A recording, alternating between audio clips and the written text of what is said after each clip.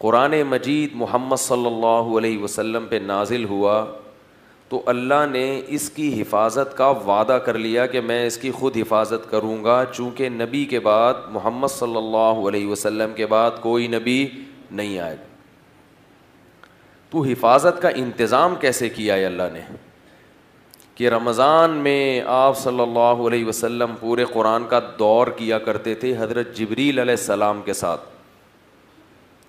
میرا یوٹیوب پہ ایک بیان ہے، اس کا نام ہے کہ تدوین قرآن، قرآن کو مدون کیسے کیا گیا اور جمع کیسے کیا گیا۔ کئی لیکچر ہیں، وہ آپ سنیں گے تو آپ کو پتہ چلے گا کہ قرآن کا جمع ہونا خود ایک بہت بڑا معجزہ ہے، خود ایک عقل سے بالاتر ہے یہ چیز۔ جب قرآن نبی پر نازل ہوتا تو آپ صحابہ کو حکم دیتے کہ اس کو بولو بھائی لکھ لو۔ صحابی کہتے ہیں کہ ہم چمڑے تلاش کرتے اور چپٹی ہڈیاں، جانوروں کی جو ہڈیاں ہوتی ہیں نا چپٹی، وہ ہڈی لے کے قلم سے اس کے اوپر آیتوں کو لکھا کرتے تھے۔ اس طرح صحابہ کرام نے لکھ لکھ کے بڑے بڑے تھیلے جمع کر لیے تھے گھر میں۔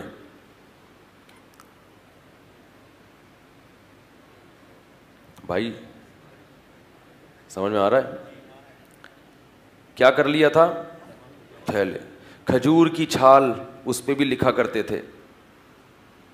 تو وہ سارے جو ہے نا ایک اچھے خاصے کیا جمع ہو گئے گھروں میں تھیلے، کسی کے پاس ایک بوری رکھی ہوئی ہے، کسی کے پاس ایک۔ اس زمانے میں تو ایسا موٹے موٹے کاغذ ہوتے تھے، اور سینوں میں بھی محفوظ کیا۔ نبی صلی اللہ علیہ وسلم فجر میں بھی پڑھتے اور جہری نمازوں میں، مغرب میں بھی اور عشاء میں بھی، پھر تہجد میں بھی پڑھتے۔ تو اس طرح قرآن کے بہت سارے حافظ بھی تیار ہو گئے۔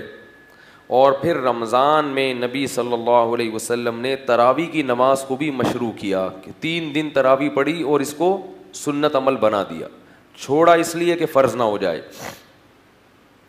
پھر صحابہ کرام رمضان میں قرآن کا دور کیا کرتے تھے۔ حضرت ابو بکر کے دور میں بھی مختلف گروپوں میں کھڑے ہوتے، جو اچھا قاری ہوتا اس کو آگے کر دیتے اور وہ پورا قرآن سناتا تھا۔ اتنی لمبی لمبی تراویح پڑھتے کہ روایت میں آتا ہے کہ جب صبح سحری کا وقت ہوتا تو تراویح ختم ہوتی تھی، اور بسا اوقات گھر بغیر سہارے کے جانے کے لائق، بولتے کیوں نہیں ہوتے، بے ساکی کے سہارے سے، لاٹھیوں کے سہارے سے گھر جا رہے، اتنے لمبے لمبے قیام۔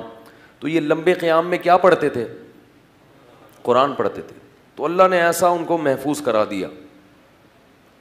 پھر حضرت عمر کا دور آیا تو حضرت عمر نے اتنے سارے جتھوں میں جو پڑھا جا رہا تھا ان سب کو ایک قاری پر بولو بھائی جمع کر دیا کہ مسجد میں ایک جماعت ہوگی اور ایک امام، تاکہ اجتماعیت ہو۔